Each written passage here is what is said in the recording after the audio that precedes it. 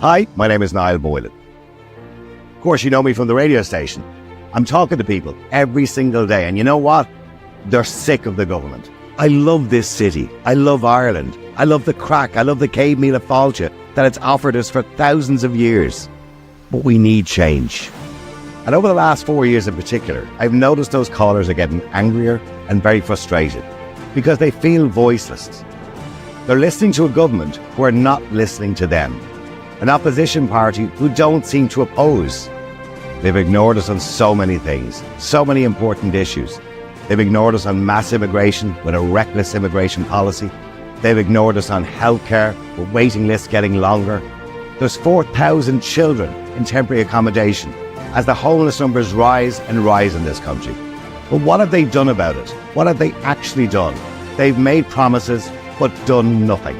Our business communities are suffering with closures every single day caused by skyrocketing energy costs and a government that refuses to reduce the VAT rate back to 9% to help those businesses stay open.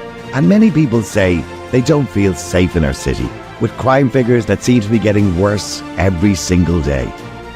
And that's why I'm here. You can see the doll in the background. And remember, in that building in the doll in the background, very few of those people are actually listening to you. But some people are listening. Michael Collins, Michael Fitzmaurice, and Richard O'Donoghue, Independent Ireland. And that's why I've decided to run as a European MEP and be the real voice of Dublin for Independent Ireland, for honesty, integrity and real common sense. I'm not a politician. In fact, I'm not even part of the establishment. But I think that's what we really need. We need real change. And we need people to stand up and be counted and represent the people of Dublin. I'm a proud Dubliner. I'm a proud Irishman. I'm a good listener. And I'll speak honestly and openly for you, the people of Dublin and the people of Ireland. So please vote for me, Niall Boylan, on the 7th of June, and I'll be the real voice of Dublin and the real voice of Ireland in Europe.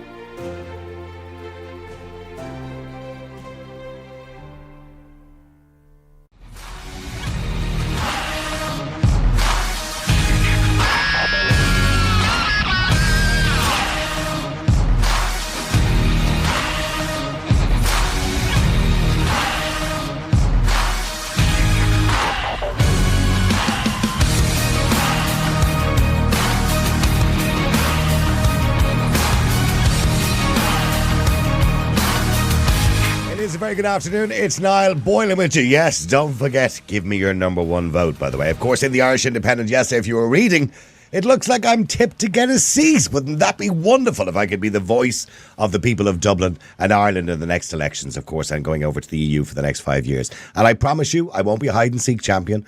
I will definitely report back to you once a week on the podcast, tell you what I'm doing, what debates I've been involved in, what we're going to be voting for, and I'll get your input, and that's my promise to you. Because as you know, most of the MEPs that have been over there, do you even know who they were? Does anybody actually know who the previous MEPs of Ireland are? For Dublin, I'm talking about. Most of you probably don't even know. If I showed you a picture, you probably wouldn't recognise them. That's because you haven't heard from them very much. They just vanished for 4.5 years. They come back 4.5 years later looking for your votes. Don't give it to them. Anyway, we'll talk about that later on. But what's more important today is the Gardaí sent 6 migrants back to Belfast on a one-way train ticket after they tried to cross the border from the north. 50 migrants were sent back to the UK from the Republic of Ireland last year, or in the last 7 months, shall I say, mostly to mainland Britain. And last night, the Finance Minister, Michael McGrath, told a Fianna Fáil meeting that between 20,000 and 30,000 asylum seekers could come into the state this year if the current numbers continue. Of course, we have doubled the amount in the first quarter of this year.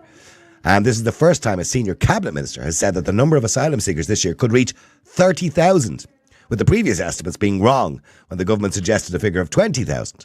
Mr McGrath is understood to have told the meeting that number of asylum seekers coming into the state has exploded. That's the word he used. In February 25 people were detected trying to illegally enter from the north without relevant visas and travel documents. Now, of course, for years we have enjoyed the common travel area between the north and the south.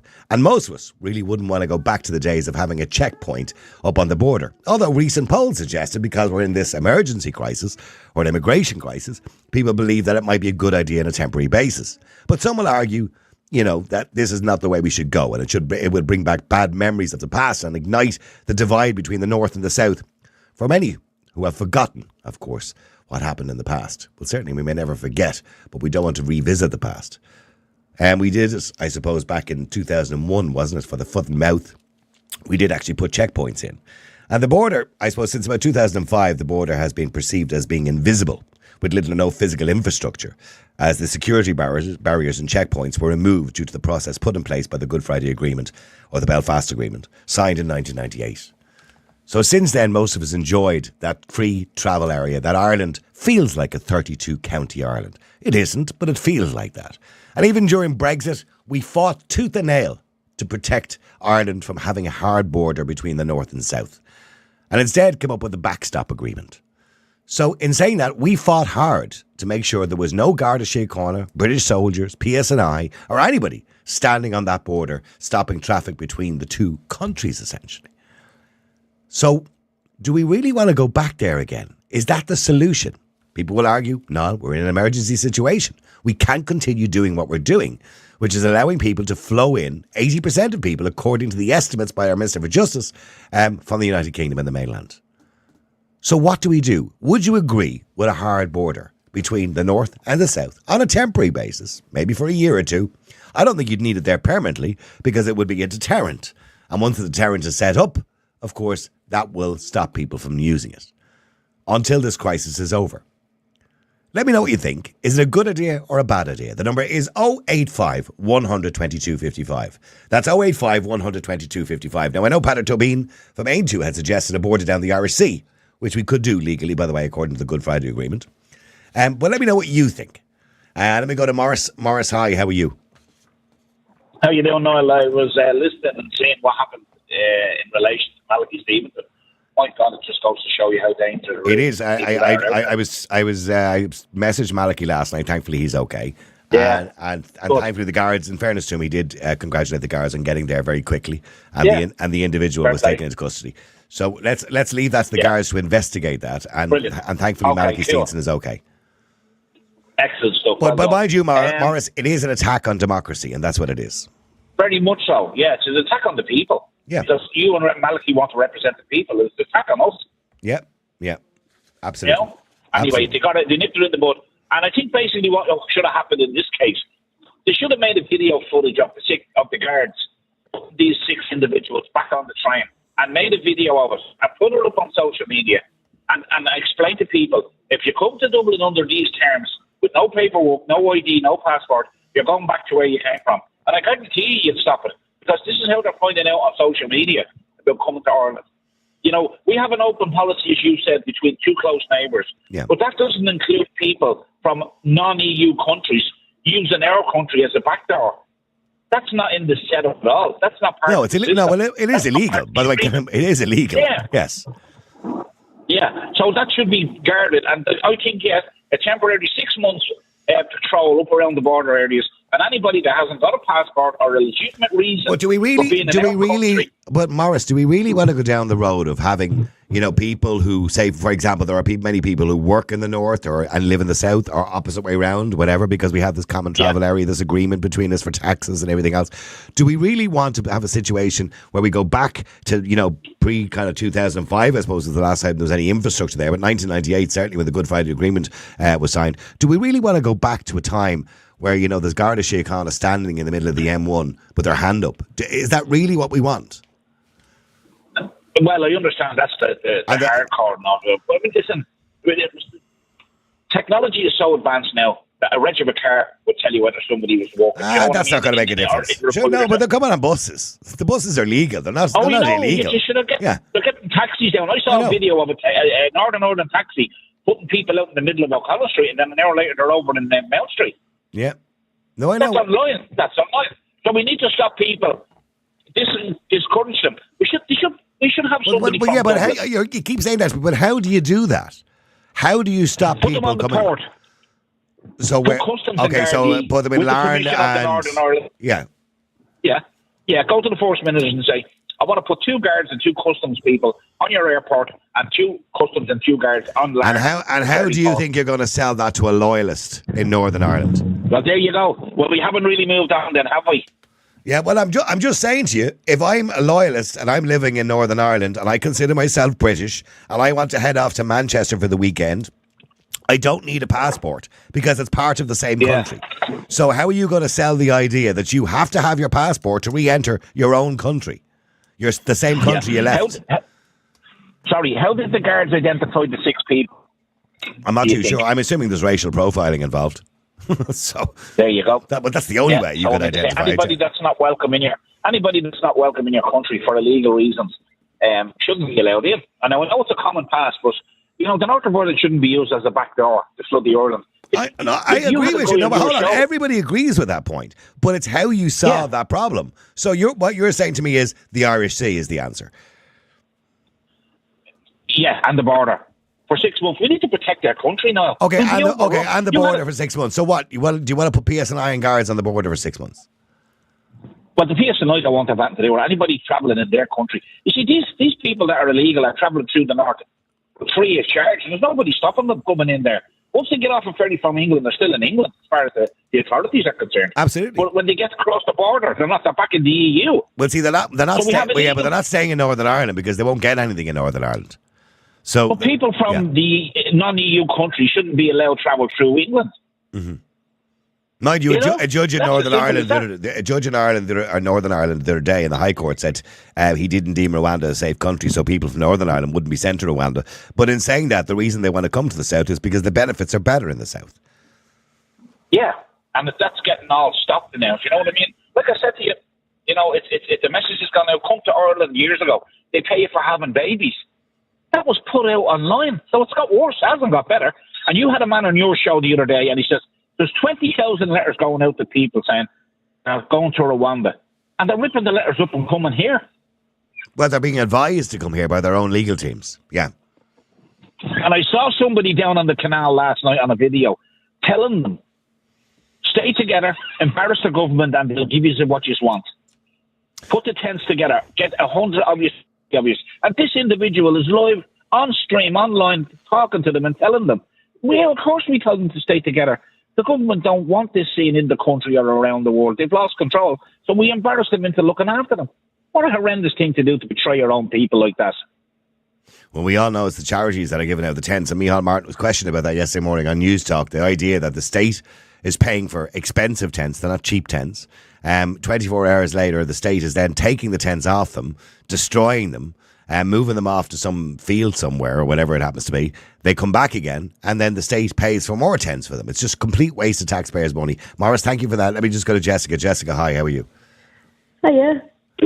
Jessica, we all know it's a mess. Everybody understands that. You'd want to be, to the extreme left if you didn't think there was some sort of mess going on here. So how do you you'd have to be very fucking blind. You'd have to be very blind as well. Okay, so how do we arrest this situation? Well, like I said in my comments, is the way I see it is, think of it as rodents coming into your house. What do? Do you just leave the holes leave the holes in the house where they're coming in, or do you block it? You block it so that they can't get in. We don't refer to people as rodents, but I get the point that you're making. I'm not calling them that, but I'm using that like analogy. I'm obviously not. I'm not that cruel to call them that, but that's just how I see it. It's like something unwanted coming in. So how do you? Yeah, but how do you do that? Yeah, but how do you do that? Put a border. If needs must, yeah. And look, I know it's not going to be the best ideal solution. And like you said, there's not a hope in hell that you'd ever be able to sell to a loyalist. But like you said, we're in an emergency now, and like you said hundreds of times, we could put in COVID rules and everything overnight. But for this, we'll make an exception, and we'll just keep making it a mess. We'll just keep ignoring it until everyone just starts absolutely losing the plot, and then all hell will break loose, because that's already happened. Well, look, it is a dangerous situation at the moment, because we now have, according to the Minister for Finance, Mr. Michael McGrath, they estimate 30,000 will come in this year. There could be more. Illegally into the country. And whose fault is that? It's theirs. But they don't want to accept that. They don't want to look in the mirror and say, this is our fault. We messed up. We should have stopped things sooner. It's like they're trying to put the blame on anyone else but themselves, and now it's more or less they're trying to put in solutions or trying to clean up a problem that they cannot fix, because it's too late. Do you think we've messed up to the point where the kind of barn door is already closed? Oh, the horse is bolted out of the gate and it's ran around the course 50 times now at this point. Right. But gonna see, keep you, running till it's exhausted. I mean, you're quite young, Jessica. And I'm not trying to offend you, Anna, but you're quite young, right? No. I remember going to the north when there was a border there.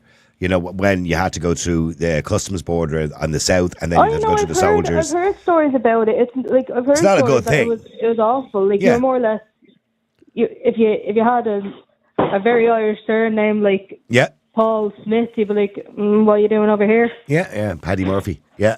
Yeah, like I know it's not ideal. It's not nice. Like don't get me wrong. I'm not trying to say that I want the Troubles Part 2 back in, but like I said, if needs must. Like what are we meant to do? Yeah. Okay, well, stay there for a second because let me just go to Sarah Jane. Sarah Jane, hi. How's it going, Niall? What a lovely day, isn't it? It's marvellous. Marvellous, God bless it. Anyway, Sarah Jane, if Jessica said, if needs must. No. We don't need any hair borders in our country. Nor do we need it coming from England. We're only going backwards in that area. What I do believe is that maybe between the UK and between Ireland, come up with some type of a project together, work together on it, because they don't want them going back in, and there's really nothing for Europeans going back that way because they don't want that. They want to move on into Ireland and go somewhere else, or either stay here. Well, the idea is that you go to, I mean, if you're an immigrant, you go to wherever you believe is the softest country. So if you come to Ireland and eventually get permission to remain and eventually manage to get yourself an Irish passport, you can then go anywhere in Europe you want. Yeah, but it's not about that now. Like, for me, I think it's about, like, if someone is coming into the country, are they going to contribute? But the majority of the illegal immigrants that are coming, they're not willing to contribute, and it's causing trouble in Ireland. Well, that's why they're when you say they're not willing to contribute, it's probably there's a possibility that they can't. But in saying that, then most wouldn't be skilled workers. They would be unskilled workers and probably on a minimum wage job. Many would. Yeah, but even in regards to that, like how much money is being pumped into so far, to immigration so far, in regards to integrating it's over into 4 society, billion. Well, over 4 billion in society. 1 year, I think, so far. Yeah. Yeah, well, see, there you go. Like we're talking thousands there, and like as you said, it's going to get worse. Like more's going to come in. So it is. No, it is going to get worse. According to the government, they underestimated it at 20,000. They're now saying 30,000. And by the way, that's 30,000 who will register at the IPAS centre. That doesn't include, somebody who might be in the UK, say from Pakistan, who can't get asylum over there, but has 3 mates living in a flat here in Dublin, and they'll come. They won't present themselves at the IPAS centre. They will just go live with their mates and work illegally. So we have to take that into consideration, that those estimates are conservative. You could probably add 20 or 30% onto that. Yeah, well, Niall, that's going on years. Sure, I'm talking about 20 years ago with people coming into the country. And well, there's always going to be an element of that. There will always be an element. Yeah.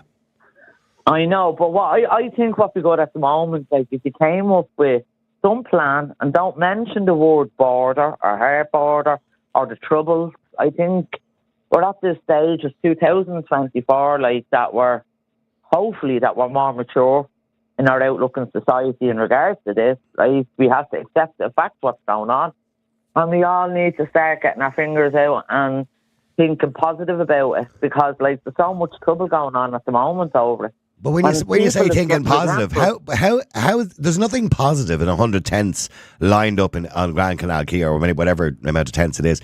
There's nothing positive in people having nowhere to live. There's nothing positive in having 14,000 of our own people in temporary accommodation with nowhere for them to live. There's nothing positive in small towns being flooded with refugees staying in local hotels where tourism is being destroyed. There's nothing positive in any of this. This is not positive. Yeah, it's all negative, Niall, but that's the way people is putting it out there. We're all talking about it, and nobody is coming up with a solution. How, like, what you're kind of doing the same thing, Sarah. You're telling me you don't want a border in the north, between the north and south, but you want a solution, and it has to be fixed, right? So then how do you fix it? That doesn't necessarily mean putting a hard border up or a border up, like. Okay, but then what are the other options? Is there other options? We have options of working with the UK. We could actually get some type of thing going, like I don't know, whatever you want to call it, a project going, and work on the basis. But we've what's tried coming that. in. We've tried that. Rishi Sunak has more or less said, it's not my problem. This is your problem. Deal with it. We're dealing with our own problem. They don't want to work with us. And I don't blame them, by the way. They have their own problems to sort out. And as far as they're concerned, if people are leaving Britain and come to Ireland, a job well done. They're happy. They don't care about that's us. good. Well, then that's down to our government to say exactly the same thing and use them as a tennis ball and bounce them back. Well, the problem the problem we have in relation to that is because the Irish High Court has deemed Rwanda as not being a safe country, so we don't have the legal ability, it seems, at the moment to send them back. Personally, I would change the law, or I would go back to the High Court, and I would try. Well, there's plenty of other countries you can go to, Niall. Like, you know what I mean? It's like a sardine tin we're all living in at the moment. You know what I mean? Let's call a spade a spade. All right, well, stay there a second. I don't believe in her border.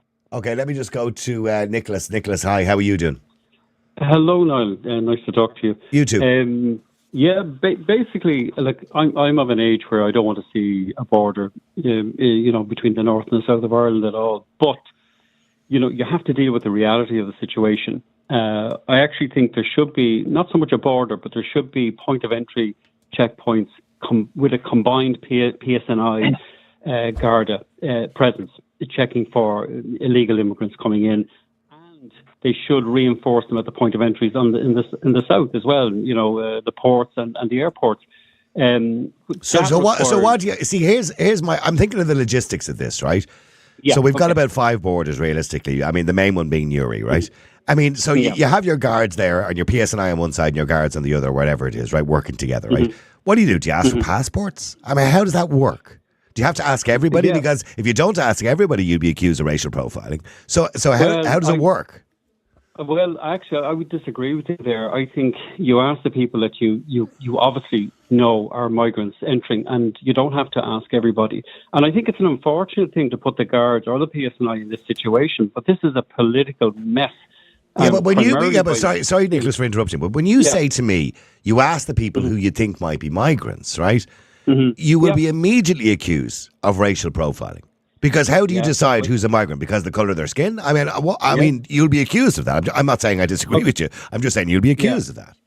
Oh yeah, of course you'll be accused, but you have to be able to stand up to that sort of criticism. This is a crisis now. It's not just a problem. It's a major, major, major crisis. I don't think we'll get a deal with the UK because it's not. They don't care completely. It's a handy out for them. But I mean, you saw Rishi Sunak last week smiling when he was interviewed when he was told that many people are now moving to Ireland, are being advised by their barristers and solicitors to move to Ireland when they're getting these letters saying you're part of the Rwanda deal, because they fear going to Rwanda. And he said, "That's great." He said, "Well, then it's working." He's loving it, and they wouldn't even meet McEntee. You know what I mean? So that's the sort of contempt they Well, it's not contempt. They're doing their job. That's their job to protect the British people. Yeah. Okay. But there is a large dose of cynicism. Well, true. Yeah. So, okay. But I really think there's a lot of pre-election posturing starting already with guards stopping fellas on the train and stuff like that. Again, guards put in a ridiculous situation that they shouldn't have to be in if the laws were applied at point of entry, north and south. And I think that's where you start. Like, stop jumping on trains or stopping cars or entering on buses and so on. Point of entry, turn people around who shouldn't be here. Okay, so how do you sell? Okay, so you decide, okay, we're going to put guards at Newry. How do you sell that to the loyalists of Northern Ireland? Or to the Republicans of Northern Ireland, that now you have a border in your own country because they see themselves as Irish, obviously. We could allow the PSNI if there was a situation that required them to be assisted by the Gardaí to do it. We already have. We have Drew Harris as a PSNI man. I mean, so the integration is there already, and it's actually. I have always said, although I know we did it back in 2002 for the foot and mouth, but that was slightly different. Okay, but I've always said that the day a Garda Síochána or a PSNI member stands in the middle of that road with his hand up, we're back to the old days. The memories flood back. You're back to a political drama essentially, and nobody wants to go back there. Exactly, and that's why point of entry is the place to be to stop it while the political people get off their arses and do something. Okay, so when you say point of entry, you mean Larne, you mean Belfast Airport, you mean... Absolutely. And okay. Dublin. And by the way, I agree with you. I think that's probably the right way to do it. But in saying that, not that now you won't have an issue with the Republicans, but now you'll have an issue with the loyalists, because they're saying, I went to Manchester for the weekend, I'm coming back to my own country, Britain, and I'm being asked for a passport. You know what I mean? They're not going to be happy. This is my country. Well, I think consultation, which is sadly lacking down here in the south, is the way to ease that problem. You know, you don't just impose it on people, you know, as has happened in Newtown and Kennedy and other places, you know. But as I say, we're forgetting the main culprit here politically here. Mr. O'Gorman and his advisors really have an awful lot to answer for here. And the guy is getting off scot-free as far as I can see until it comes to election time. Well, he was asked yesterday to apologise to Carol Nolan by Grip Media over the comments that he made, or that were made in the Dáil when she said this was going to turn into a crisis.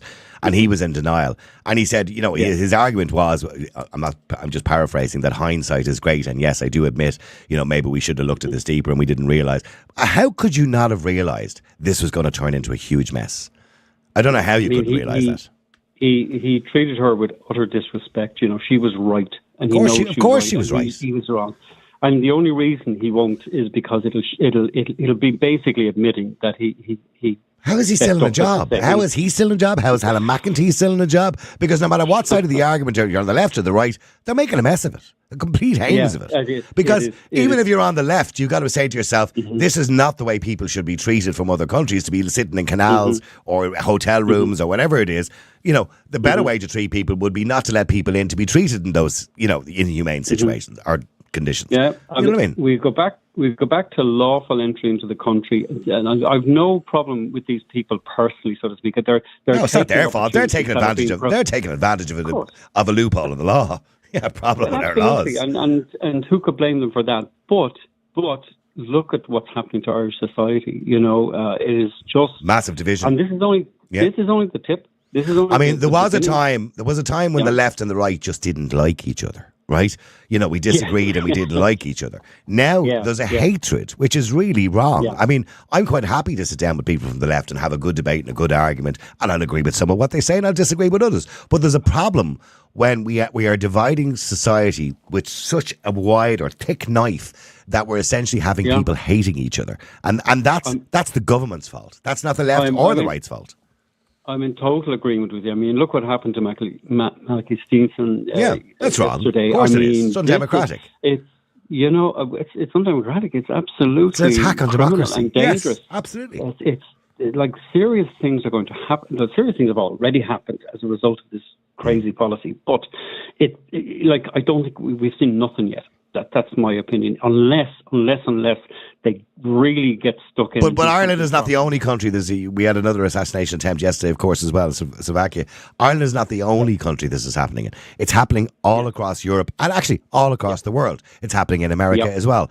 And it's happening because of the decisions being made by governments. It's not happening because of the people or the people on different sides of the argument. It's happening because of decisions being made by a government. They're not fair decisions. Stay there for a second because I want to go to Jackie as well. Jackie, I'll come to Edward and I want to go to Matthew as well.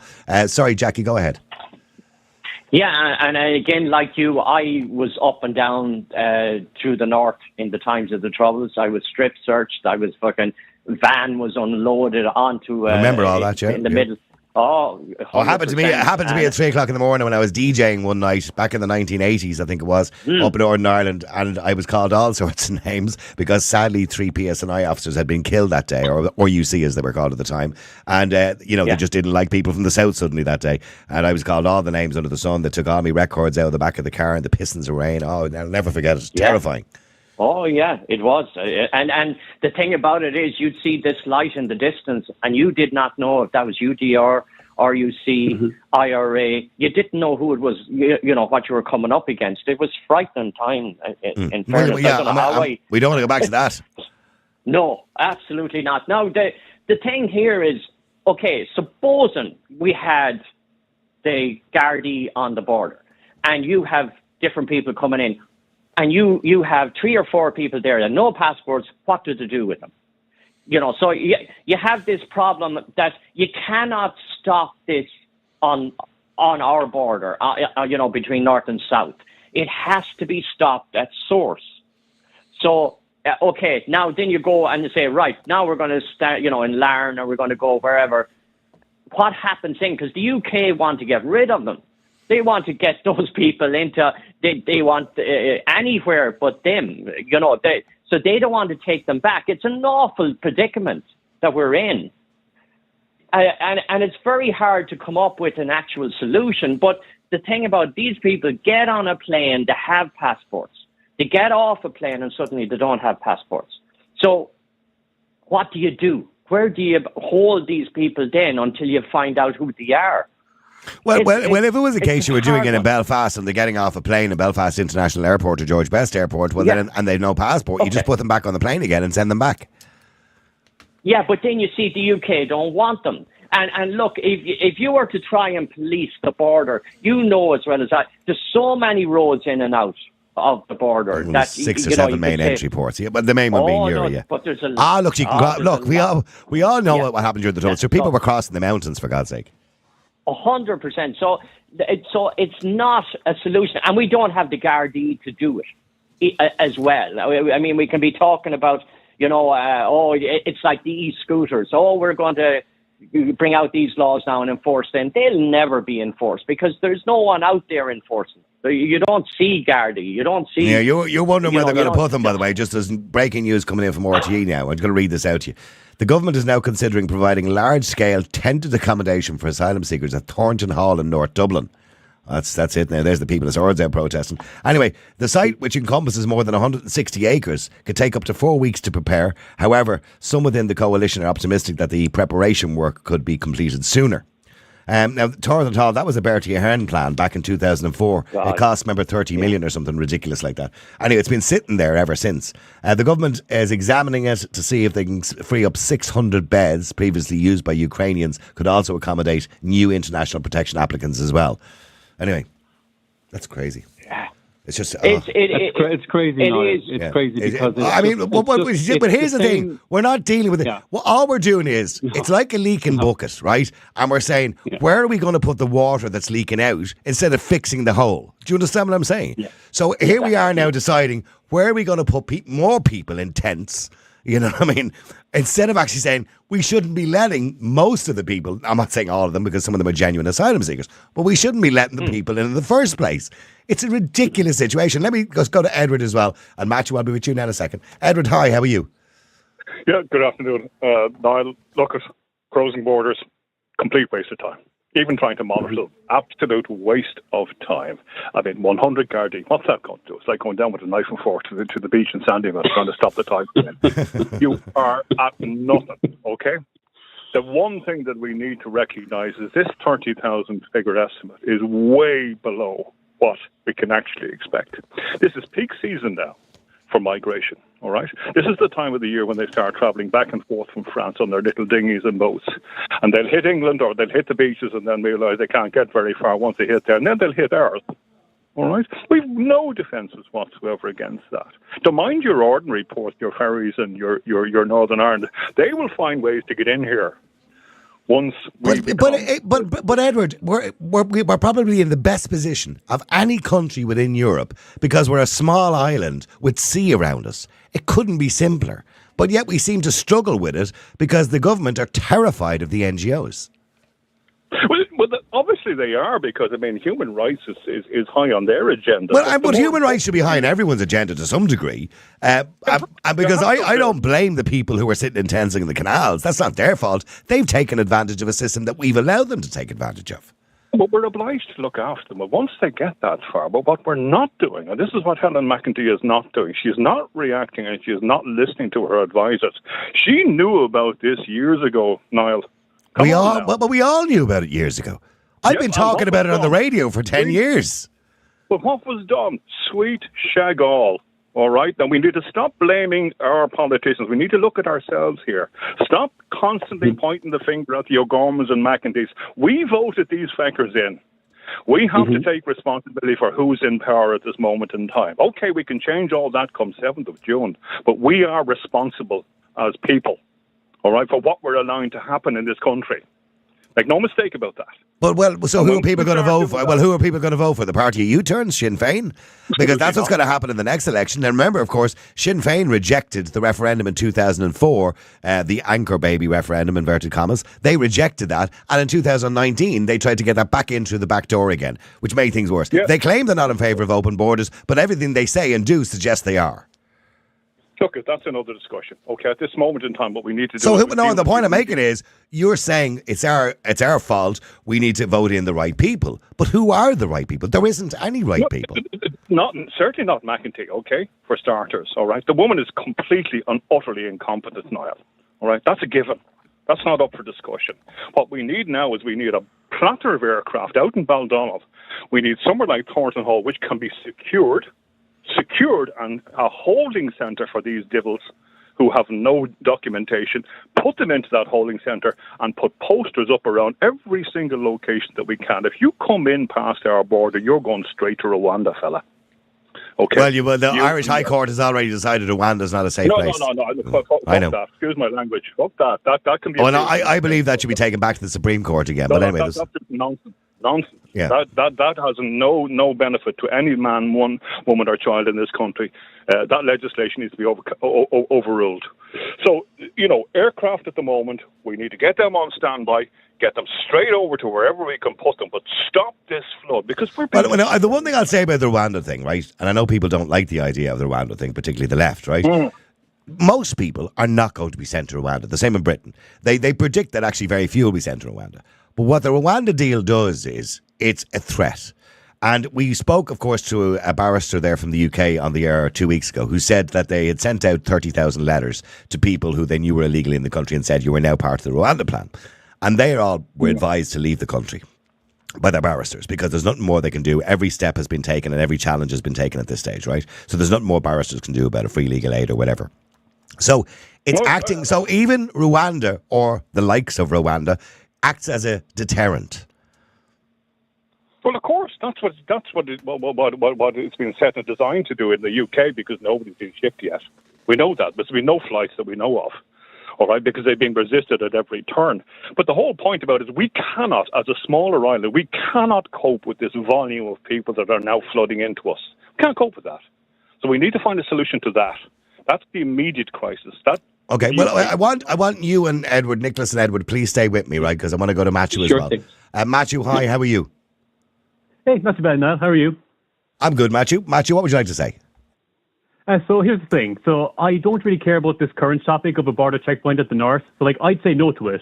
But that's not what I'm here to talk about today, right? Okay. So I'd like to just kind of take the floor for about 2 or 3 minutes, if you don't mind, and just kind of pitch an idea for you. Okay. So the reason I'm calling in is because I want to issue kind of an open challenge of sorts, kind of to schedule a discussion for a different day that suits everyone. So to give you some background, Niall, I'm just a 24-year-old Irish citizen who'll be voting in a few weeks, and I'm as left-wing as it gets, right?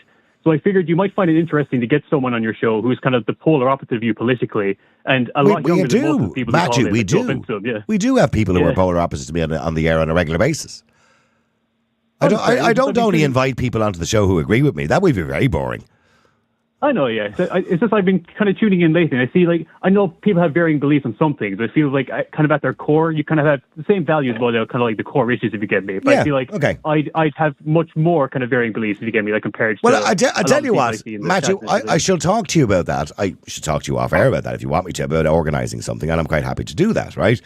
But in the interim, obviously we're limited in the amount of time that we have, and we have a different discussion every day about whatever the topic of the day happens to be. Today it happens to be about this particular issue because it's in the news. And I'd like to get your opinion on it, obviously from the left. And I value everybody's opinion, by the way, can I point out. And I've said that on numerous occasions. So, the suggestion today is that, a border at Newry or whatever it happens to be, along the border of Northern Ireland and Ireland is the only solution to stopping, the majority of people who are coming into the country. Now, there's the absolute claim that some of those people are genuine asylum seekers who are fleeing war, fleeing persecution or danger, whatever it happens to be. But according to the Minister herself, the vast majority are not. They're economic migrants. You've heard Edward saying that we cannot cope with that amount of people coming into the country illegally at this stage. We just cannot cope with it when we already have a housing and accommodation crisis. So what do you say to that? I'd probably say no to a border at the north. Like, I mean, you were talking about, like, you know, your memories, like how you're not old enough, but, you know, like you're experienced enough to remember, you know, like those days. And I don't like the idea of it on paper. Like, I was only hearing this news, like, literally just about an hour ago. So, like, I'm still kind of keeping up with it. Like, just at a first glance, it doesn't seem like a great idea to me. Is that something I'd be fully on board with, to be honest? Even, like, being on the left, you know? So how do you, well then, being on the left, and obviously clearly Edward and Nicholas maybe would lean slightly to the right, or maybe centre, I don't know how they class themselves, I don't even like labels, to be honest with you. But Matthew, you have to agree that even people on the left must see there's a huge problem at the moment. You mean just immigration in general, or like just immigration in general? I mean, the way we've lost control of it. It's become reckless. Mm-hmm. What I would say as well, like kind of on the other side of that, is I feel like a lot of the anger from it is being directed, you know, at genuine, you know, legal immigrants who have been here for a long time and are well integrated. Because like one of the problems I was going to bring up, like if we do have this, you know, discussion someday, is I feel like a lot of it is being misdirected at people who are completely innocent, and I feel like the cause is being diluted by people. I would agree with who you. are taking it out on the wrong people. And I gave a good example of that going back many, many years ago. I was with a guy who was an acquaintance, not a friend, and we were walking down the road, and he seen this black lad in a car. And he said to me, bleeding asylum seekers. That was his words to me. And I said, how do you know he's an asylum seeker? I said, but by the colour of his skin. You know, and so in other words, this idea that we judge people based on where that we think they're from, and that's completely wrong. And I agree with you. But let's tackle the issue. You've got, you know, I don't know how many lads down there at the moment on the canal. You've got people all over the country up in Crookston and all the other places in tents and in accommodation. You've got half the accommodation around the country in hotels being taken up with refugees from Ukraine or international protection. And small towns are suffering because they've no footfall of tourists. It's destroying our economy. And we're spending billions of taxpayers' money dealing with an issue we shouldn't be dealing with, Matthew. I'm not blaming the lad who, you know, makes a break from Pakistan because he wants a better life. I'm not blaming him. Mm-hmm. He's taken advantage of a system we've allowed him to take advantage of. But it's up to us to fix that. And we can't be dealing with it with kid gloves. We need somebody with a set of balls in the government to say, we have to deport people. This idea of voluntary deportation is nothing but nonsense. Could I just interject there, Niall? No, hang on. Just let Matthew answer that, please, Ed. Sorry, yeah. Matthew, go ahead. Yeah. So I think like when it comes to immigration, I feel like there's kind of a deeper issue at its core that a lot of people kind of on the right don't really acknowledge that much. And I feel like a lot of the housing crisis, like I'm speaking as a young person now, like I'm in the same boat as lots of young people where I don't feel like I'm ever going to own a home in this country because, wages have stayed the same, whereas house prices just keep shooting. Absolutely, and I brought that up in a video during the week. We were talking about that too. I'm not a one-issue, politician. I brought that up during the week as well, and I brought up small businesses and everything else. But you have to accept, Matthew, this is the biggest issue in the country at the moment.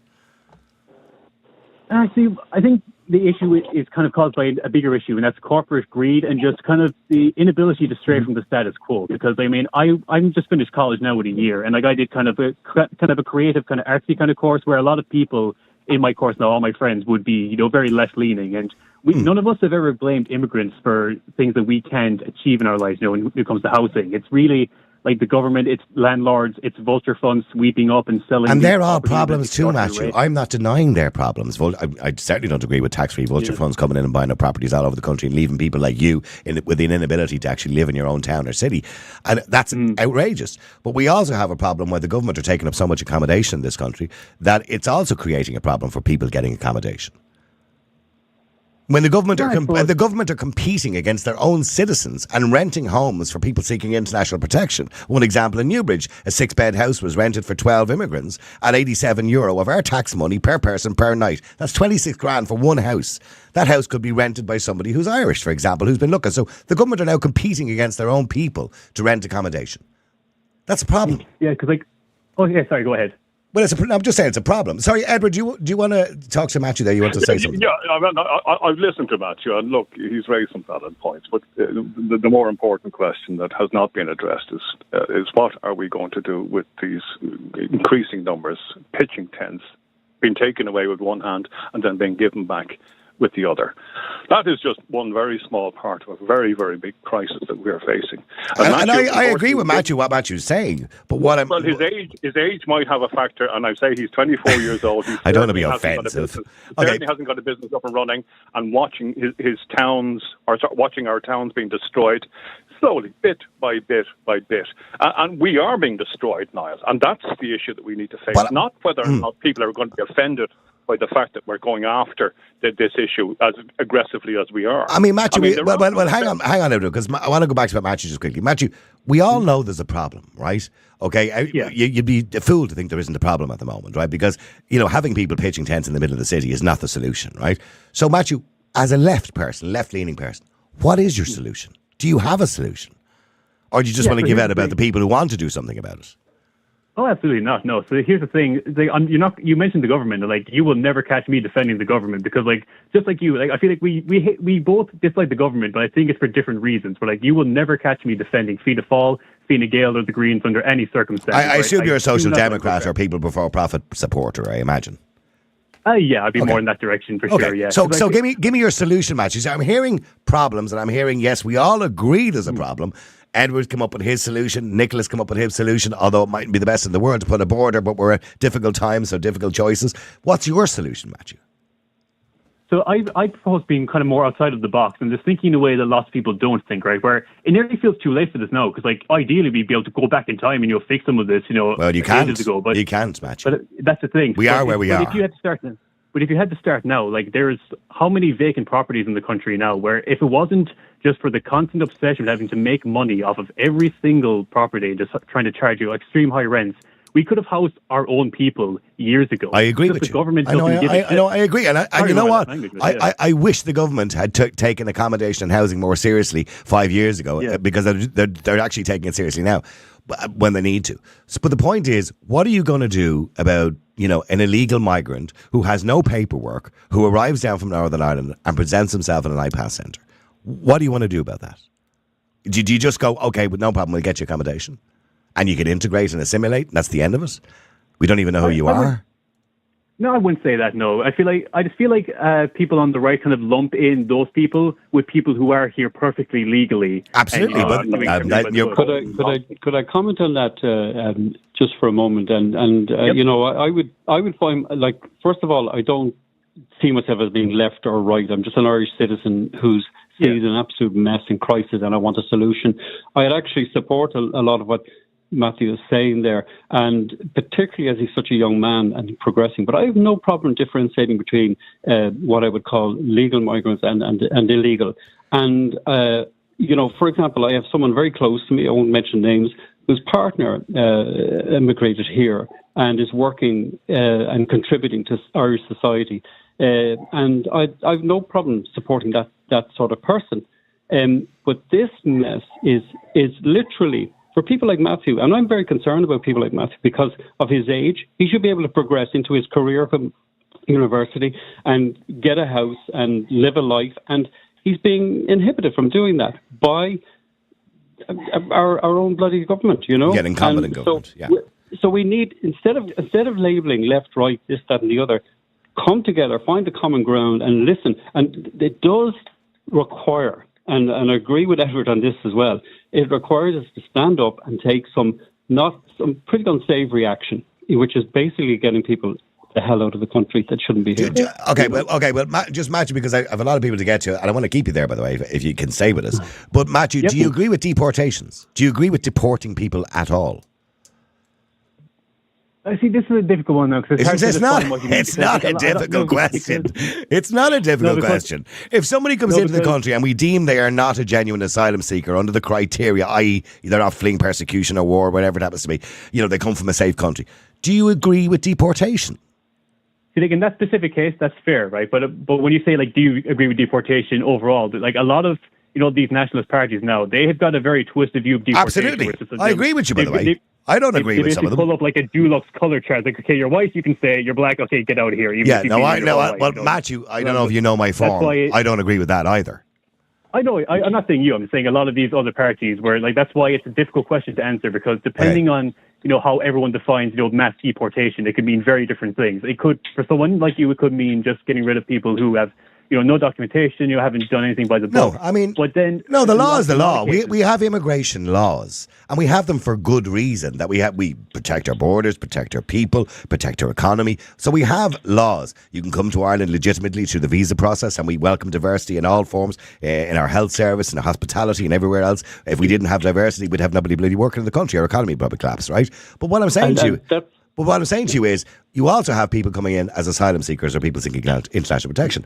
And many of those, actually, according to the government themselves, 80% of those don't qualify. So what do you do with those 80%? Do you just let them in anyway? They are being let in, Niall. That's exactly well, they are, yeah. What's important... Sorry, Edward. What's important to emphasise here, this isn't about skin colour, ethnicity, like that. It's about legal as opposed to illegal. Yes. And applying laws. That's what it's about. And once you introduce the sort of race-baiting language and stuff like that, that creates more division between all of us. And let's get down to the brass tacks. There's no suggestion this is racially motivated. Any of this discussion, not at all. Yeah. What's happening is the Gardaí are doing something. Let me finish this point, please. The Gardaí are doing something they're not allowed to do, which is turn people back onto a train and give them a one-way ticket back into the north. That's not their role. Okay, you can't do that. If they claim asylum, the Gardaí are obliged to acknowledge the fact that they are claiming asylum and let them be processed. But they're not even letting them get that far. So how do you counter that problem, number one? Number two, the ones that we do have currently who have failed the application process are being allowed to float around in large numbers, scratching their derrieres. Those are the ones that we need to get onto an aircraft, get them out to Baldon and get them to hell out of here. Where you put them, I don't care. Get them out of here. Okay, so I have a lot of people to get to. And Nicholas, do you want to say anything to Matthew there just quickly before I move on to Lorraine? No, I think Matthew's spoken very well, and I think he's heard my point, so I don't have anything else to say, but... Okay. Okay. Stay there with me, Matthew, if you can. Thank you, Edward and Nicholas. Let me just go to Lorraine. Lorraine, hi, how are you? I'm good, Niall. How are you? You heard what Matthew said. And by the way, I understand from a young person's point of view, this is not the main priority. The main priority is being able to stay in your own country, afford a house, etc., etc. There's lots of other problems too. But this is obviously a big problem too that we need to deal with, which has a knock-on effect on everything else, I suppose.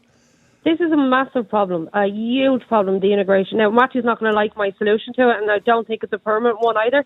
I agree with you. Put the hard border back up for a year or two and deter everybody from coming down here. I think, how much more can Ireland take? There is people living in tents on canals. There's people living in tents. How much more, or how many more people, illegal people? I have no problem if you're coming in legally and you've got your passport and you want to here work. You go for it. But if you're here illegal, no, you shouldn't get past. I wouldn't get into a country without a passport. If I was trying to get into England or Spain, I'd have to have my passport to get into that country, or I'd be sent home. Well, certainly outside the EU. Certainly outside the EU, yes, you would be sent home. Yeah, I'd be sent home. But yes, they're freely coming into this country from Northern Ireland. Yes, I do. It's a horrible solution to have the hard border back up. But it might just be the deterrent to stop people thinking, oh, if I get to Northern Ireland, I can get down to Ireland and I can sit here and sit in a tent and I'll get money every week. No. It's inhumane, number one, to have people living in tents. It's wrong. Nobody should live in a tent. But at the same time, we're full. How many more people, or much more can Ireland itself take?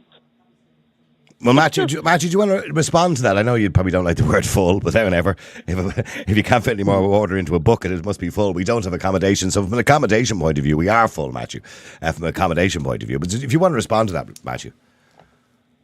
Well, I think my overarching point, I feel like I'm just kind of saying same things over and over again, but I feel like if they could just drop the obsession with making money off everything, the Irish could have been housed a long time ago. We would have had thousands of properties left over. Yeah, but that's in the past, Matthew. They could have housed the Irish. They could have done all that in the past. This is now. We haven't housed the Irish. There's 14,000 of us homeless. We have immigrants living in tents on canals and living in tents out and nowhere. What is the solution? You're saying let everybody in. Yes, if you're here legally and you're here to work and you've got your passport, absolutely, off you come. You're here with no documentation. You're here. We know nothing about you. To fuck off home. We don't need you and don't want you. And before anyone says I'm racist, I couldn't give a bollocks if you're pink, purple, yellow or black. Go home. That's what they all say. But anyway, I don't recall saying let them all in. Well, I mean, Matthew, do you support open borders? No, because I keep trying to tell people that I keep getting talked over. They're like, I don't support this. leave everybody in no matter what. What I'm saying is that let's stop mixing up, the people who are here illegally with people who are here legally. But then you're kind of agreeing. Okay, but hang on for a second, Lorraine. Matthew, I understand you consider yourself left-leaning, but you are actually agreeing with nearly everybody. You're just saying it's slightly different. You are actually agreeing. That's the point I'm trying to make. Like, I do agree with your points more than you think I am, but like, I was looking at your live chat here while I'm talking. Jesus, these people are coming from my neck, Niall.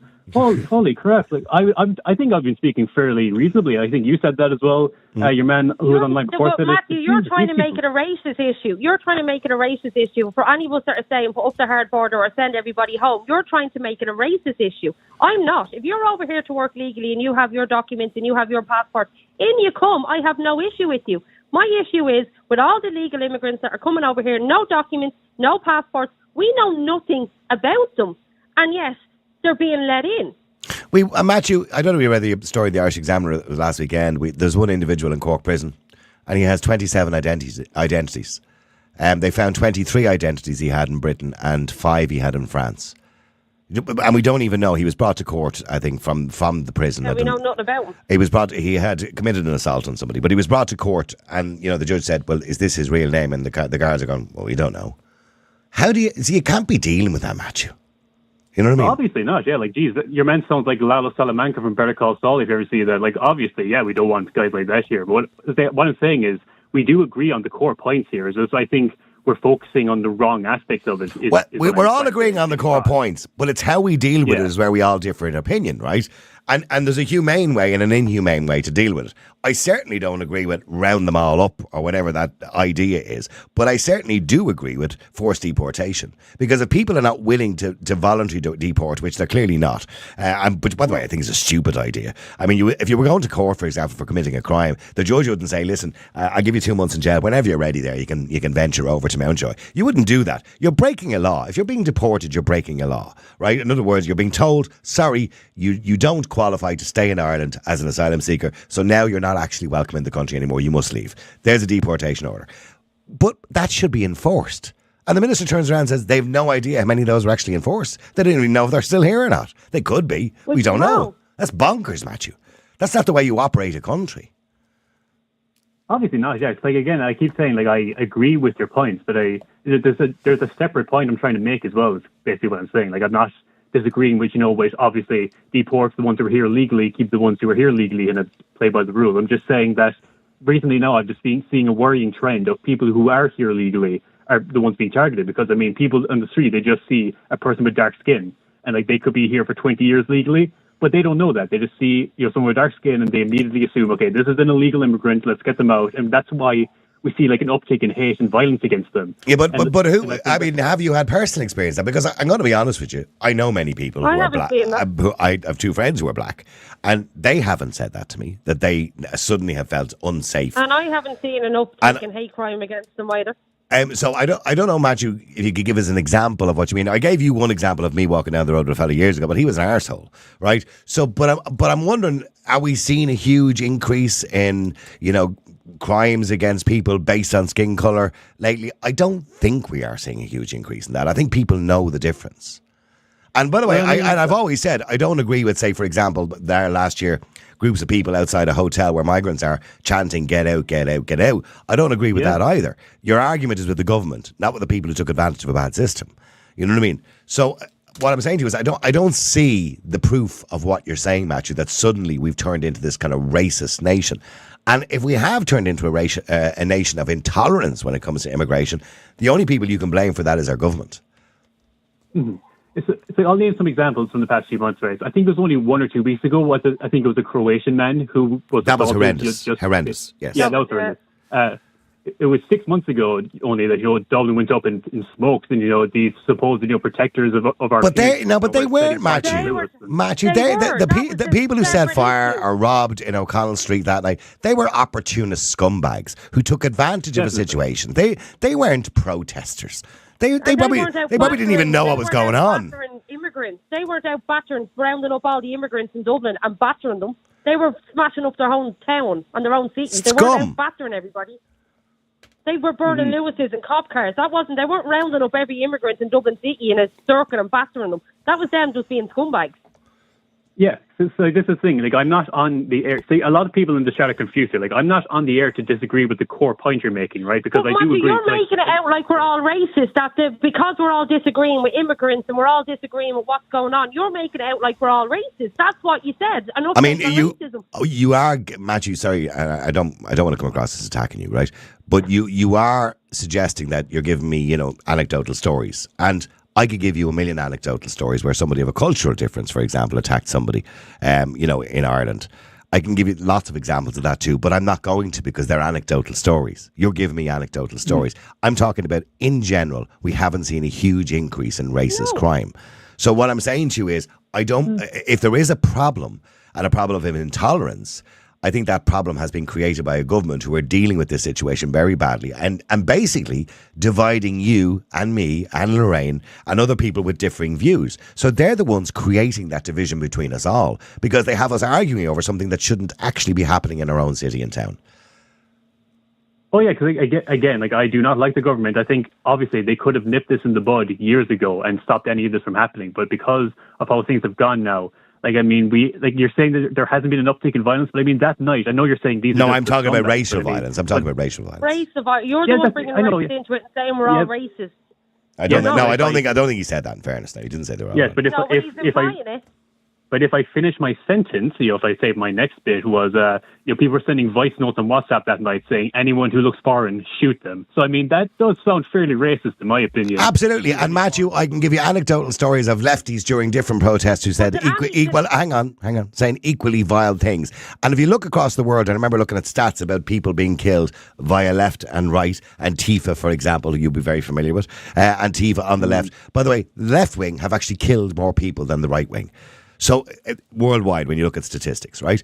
I don't agree with violence. I certainly don't agree with somebody going on Twitter and saying, attack the first black lad you see, or burn down a gaff, or burn down a hotel. That's violence. That's incitement to violence. It's horrendous. I don't agree with it. But they're individuals. Just like there are individuals, Matthew, on the left that I see online on a regular basis who are cruel, horrible individuals. But they're the extreme left. I see them too. But nobody seems to point that out. That's okay. Do you understand what I'm saying? Can I ask Matthew a question? Can I, Matthew? You keep saying about the night in Dublin where the whole thing was smashed up and all that. You brought it up saying, wait up the first foreign person. No foreign person or nothing was rounded up in Dublin that night. It was just they destroyed the city. Their own city. Mm-hmm, but here's a separate point then as well, right, where, their main message was protect our Irish women and children. I don't think Irish women and children felt very safe on the streets that night when there was violence everywhere and Lewis was being set on fire. Because I knew people who were in Dublin that night and they had to stay in their hotel rooms because they were up there for a concert. Yeah, I would hate to have been in Dublin City that night. My mum was in Dublin City that night. She was on a bus on the way home and couldn't get home. She didn't feel very safe, but she wasn't killed and there was nobody battering each other. They were all just deciding they want to destroy their own city. Okay, well, hang on a second, because I want to just, if I can, bring in Bernie as well. Bernie, hi, how are you doing? Matthew, if you want to stay, you can. You're welcome to stay. Bernie, go ahead. No, my thing to nip this in the bud, I know it's terrible, but it's to bring our army troops back from the Lebanon and put them on our border for 6 or 8 weeks. Every bus, every train, everything, and everybody's papers checked, not just anybody, every of colour, everybody's checked. All of ourselves as well have some form of identification, show who we are. And maybe then it might be a pain in the arse to be stuck at the border for the next 6 weeks, having your car slowed down, and we did in the past.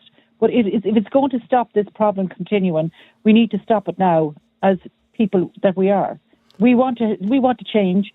We want this to change. We want to have a better country. So we have to do something about it now, not next month, not waiting when Helen McEntee comes back off our holidays or whenever, Rodrigo Gorman wakes up. We need to do it now. So the only people we have left is our own army who are now peacekeeping out in another country. Let's peacekeep our own country. Let's get everybody's papers and say for the next 8 weeks you have to carry forms of identification. We need to see it. We could be randomly stopping you along the way, and here you go, on a bus, on a train, on a plane. You don't get on unless you have papers. End of story. And then, okay, so what do you do then? You just basically turn them back at the border and say, sorry, you're not coming in. Exactly. Mm-hmm. And it's down to our government and the English government to say, right, well, we've made this agreement now, and we're no turning back. If you're not from here or you're not from Europe, you're not getting in. And I understand the point you're making, and according to a poll, I think it was Amoric or Irish Independent or somebody, I don't know what it was last week, there's about 46% of the population, I think roughly that was the figure, agree with you, right? That there should be a border back in Northern Ireland for a period of time until this is sorted out. My fear is of putting a border in Northern Ireland, and there are many borders, by the way. There's Newry is just the main one, of course. There are many in Monaghan and everywhere else. My fear is that for a lot of people, politically, it takes us back to a time we don't want to go back to. Niall, we lived through the border in the past. I did. I did too. No, Matthew didn't, but I did. Yeah. Wasn't nice, Matthew. I mean, you went to Lanesborough for your butter and you sat on it for 5 hours at the border trying to hope when you get in. Like, we've all been there. We were checked. Our cars were checked. Our nappies were checked. Everything was checked. You were sitting on a television on the way down to hope you wouldn't get caught. But we did. We went. We obeyed the rule on both sides, and we didn't disrespect anybody. However, we're being completely, as a population, being completely disrespected by our government. And I'm not. Most people I've met who have come into the country who are here to work, they have no issue with them at all. They all have papers. They're all very pleasant. They want to interact and they want to get on with life here. And I have no problem with that. It's the people who I see going around, freeloading off us, and that really upsets and hurts me, because we've all are paying tax every day of our lives for a government who's wasting and squandering our money that is for our children's future and our grandchildren's future. And we cannot continue to allow this to happen. So the only solution is a temporary solution, is to do a border crossing with our own army and the guards. And everyone have papers. Black, white, green, yellow, pink, I don't care. Everyone have papers. And we all have to protect. So if we want to protect our borders, we have to start protecting it ourselves. Matthew, do you think a border... I know you don't remember the border, obviously, at 23 years of age, or 24, sorry. Mm-hmm. Do you think the border in Northern Ireland would be a political disaster? It sounds like it. Like, I mean, I was only hearing about it this morning, but I think most of us can agree that, like, it just feels like a disaster waiting to happen. Like, I just don't see how that's going to go smoothly. Mm. Again, I'm always the only alternative to that is, enforcing the laws, at Belfast International Airport or Larne or wherever the boats happen to come in. That's the only alternative to that. But then if you do that, you'll have people... I mean, look, it's only 22 miles, the shortest distance from Ireland to England. At the very, very top there is at 22 miles, I think it is. They actually have a charity swim every year, so that's how short it is, somewhere between Scotland and Northern Ireland. You'll have people coming across the sea in dinghies. You know what I mean? So... Above all else, it just kind of sounds like a pain in the bollocks, if you get me. Like, that's just kind of how I describe it. Mm. But Matthew, what other solutions is there? I mean, I'm sorry to interject there, but what other solution is it? We need to address this now. We're all talking about it for the last 3 years. Let's stop it now. Let's get our heads together. There's enough good ideas out there and genuine, real people who are willing to take this, put their shoulders to the wheel and sort this problem out. Apathy has gone we're gone way past I must do something next month when I get elected. Now is the time. Stop waiting for the idiots at the top to do the change. Like, Niall has put himself out there. He's going to go to Europe and he's going to try and make a difference in his way. And he's a very brave man to do this. And I admire him hugely for taking the risk. And Matthew won't be voting for me. I really do. He might give me a number 2. Yeah. You know what I mean? I'm not in your area, so I can't. You're a brave person. You're like, you're like my hero at the moment, because you're going above and beyond the call. You're putting your family, your whole future in this because you believe so. The reason I'm doing it is, and Matthew, can I just say this to you too? People call me right wing. I certainly am not extreme right wing by any stretch of the imagination. I'm conservative, right? You don't even have wings. No, I don't have wings, no. But I've worked in broadcasting, Matthew, on the radio for 30 years. Do you know how many complaints I've had to the Broadcasting Authority upheld in 30 years? I can't begin to imagine. Okay, have a guess. Right, okay, by the way you're talking, I have a feeling you're going to say 0, but I'm just going to say a crazy number like 1,000 or something. 0? Oh, damn. There you go. I haven't had one single complaint upheld by the Broadcasting Authority. And I'll tell you why. Because although I'm conservative, although I would be perceived by some upheld, we've had complaints. Every radio station gets complaints. I'm talking about upheld. I mean, just complaints in general, yeah. Oh, no, I couldn't count that in one hand. But look, we get the bizarrest of complaints. People just take offence to anything you say nowadays. So, but being upheld, where the Broadcasting Authority considers that I wasn't being impartial. And when I'm impartial on radio, that becomes part of my life because I've been doing it for so long. I can have a debate with somebody. I can listen to other people's views. I might not agree with them, and I will throw out an alternate view, but I also throw out the same view too. I believe I'm fair and balanced with dealing with these things, but there comes a time where you have to say, you know, you can't deal with that in a fair and balanced way. There is only one solution, and here is the solution, because you must think of the people of Ireland. And when I go to Europe, you know, and I see Fianna Fáil, for example, with Europe Matters on the top of their posters, to me that's incorrect. Because when I go to Europe, Ireland matters. I'm there to represent Ireland, to get the best deal for Ireland. Like the EU Migration Pact is not the best deal for Ireland. I wouldn't have put my hand up for that if I had been over in Europe. But unfortunately, we're stuck with it now, right? I'm most likely to go through. But every single year, our quota will be implemented in Europe for the EU Migration Pact based on our LGBT, right? And that's fake at the moment. Because, of course, it's inflated by, you know, country or by multinational companies in this country who could pull out any day and our economy could collapse. So in saying that, I'll be there to monitor all that. I'll be there to look after all that. I want to be there to protect Ireland, not to protect Europe, to protect Ireland. But that's not what our MEPs do at the moment.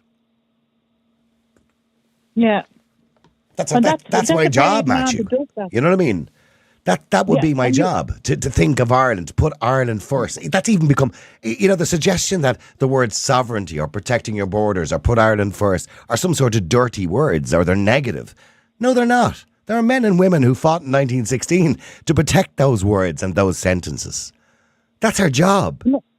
What else would I be? I'm not there to protect France or Spain or England or well, that wouldn't be England, obviously, because they're part of Europe. But I'm not there to protect any other country. I'm there to protect Ireland and get the best deal for us in a union which is supposed to cooperate with each other. Unfortunately, it's turned into a diktat. But in a union that's supposed to cooperate.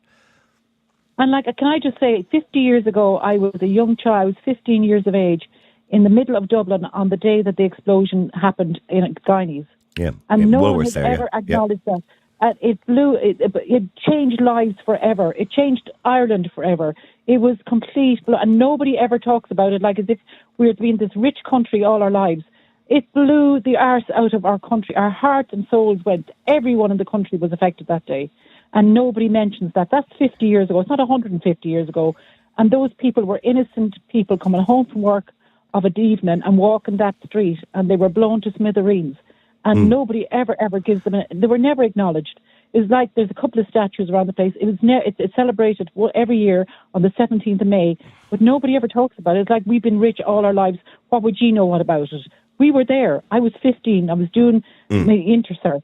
I'll never forget it. And can I say something to you too, Matthew? The fact you're quite a young man, Matthew, and I hope you have a wonderful future, by the way, in Ireland or wherever you choose to have it. But I always find, and I say this to everybody, when you're young, you have much more liberal views on life. But as you get older, and I'm certainly not meaning to insult you, Matthew, but as you get older, you get married or have a partner or whatever it is and have children and go through life and see the wrongs and the rights, your views change. And you always find that people become more conservative as they get older. It's just life. That's just the way we work. That's the way life goes. And I think, Matthew, you may look back in 20 years' time and go, I remember I was on the radio or I was on the podcast with that young fella, Niall Boylan. He's long gone. He was in Europe, I think, and he was part of history. And you look back and you say, you know what? He was kind of right in what he said. You might. Now, you might not, Matthew. You might look back and think I'm a bollocks. But that's fine too. You know what I mean? I'm okay with that. But Matthew, live your life. Live your best life. But, you know, I don't want to ruin it or destroy it. No. But we were all 23. We were all 24. We were all in the height of it. We thought we'd never get to this age. I love being 23, can I just point out? I had a great time when I was 23. That was great 10 years ago, wasn't it? Your life is it was a lot more than 10 years ago, Matthew. I'm 60. Unfortunately, Matthew, he shouldn't have to be worried. He shouldn't have to be thinking about things like this. Okay. We didn't have to worry. You know, we had the North and the South in those days when we were in our 20s, but it didn't really stop us. This is stopping us living today, unfortunately. Okay, well, stay there because I want to go to Sean because I think he wants to talk to Matthew there. Because Sean, go ahead. Hi there, Niall. How are you? I'm good. Well, first of all, I wanted to say this, Niall, to Matthew. You know, Matthew was the same age as my son. And, you know, we're doing this for Matthew. We're doing this for my son. We're doing this for our kids. I a daughter as well. We're doing this for all our kids of Ireland, you know. And when you say, what are we doing? We're taking a stance against our government. We're rising up, as people say. It's great to see what the amount of people are going to kick this government in the arse, Niall. You said there yourself, Niall. I'm very looking forward for you to get in, Niall, and I know you're going to get in. Because I'm watching, just for a minute, I'm just going off Matthew for a second. I'm watching Mick Wallace flapping around and Ming Flanagan flapping around as if they'd done something for the country the last few weeks and I can't believe it. You know, they're going on as if they saved Ireland or they done something for Ireland, which in my, honest opinion, they didn't. They didn't do feck all for Ireland, but they're going around like they're the kings of Ireland and I can't believe this now, because what have they done for Ireland? They have done nothing. Well, if you don't know, here's the thing. I always say this to people. They might have done some things. I don't know. But if you don't know what they've done, as far as I'm concerned, that's really an answer to your own question. Okay. Absolutely fantastic. And they were better off when they were here, Niall. Mick Wallace was great when he was here. He was fantastic. And so was Luke and Flanagan. He was great when he was here. When they went to Europe, that was the end of that. The light went out. I've seen them now and again in Europe there screaming and shouting about this, that, the other. But they're not tackling the issues that need to be tackled. And as you said, Niall, yourself, that's where you're going. It's not about. But 75% of our laws, or nearly 80% of our laws, come from the European Union. So that's where you're tackling at the root of the cause. But getting back to what we're talking about today, Sean. So the idea that according to Minister McGrath today, his very words was he's understood, have told a meeting that the number of asylum seekers coming into the state has exploded, and it's gone from an estimate of 20 to 30,000, and that's a conservative estimate. They're only the ones that present themselves at IPAS. So how do you deal with that situation? Is a border in Northern Ireland the answer? It's half of the answer, Noel. It's half of the answer anyway. The Brits were clever. They were very clever. You got to give it to them. And no matter what, the Brits are always fuckers anyway. But they said before. How'd you come up with that idea? I get on quite well with beating from people from Great Britain, to be honest. Oh, no, I don't mean it like that. I mean the British government. From a political sense, okay. Sorry. Yeah. And they were dead wide in what they're doing, because feck Ireland, they can take as much, But they have no obligation. This idea that I heard on radio last week with one presenter saying he was blaming Britain for this is not Britain's fault. Britain were doing what they're supposed to do, which is protect their own country, and the knock-on effect of that is people moving to Ireland. They could have went to other countries as well, but they decided to come to Ireland because it's the easiest to get into. So realistically, you can't blame Britain for that. This is our problem, not Britain's. Well, it is kind of, Niall, because they're offloading them into Northern Ireland and then down into us. Well, they're not offloading them as such. They've just told them this is the rule. Yeah. Then why did they not send them back to Calais? Why did they not send them back to where they're coming from? Well, because they can't. But they can't anymore because they're not part of the European Union. So they're legally not allowed to send them to Calais. So what I can't understand is, Niall, that the best option for them is to let them all through the north and into the south is just absolutely beyond me. Now, like I say, I do kind of, blame the Brits for this, the British government for what they've done. And as I say, half of it is the border. We need to do something with the border, because it can't carry on like this. This is absolutely crazy, Niall.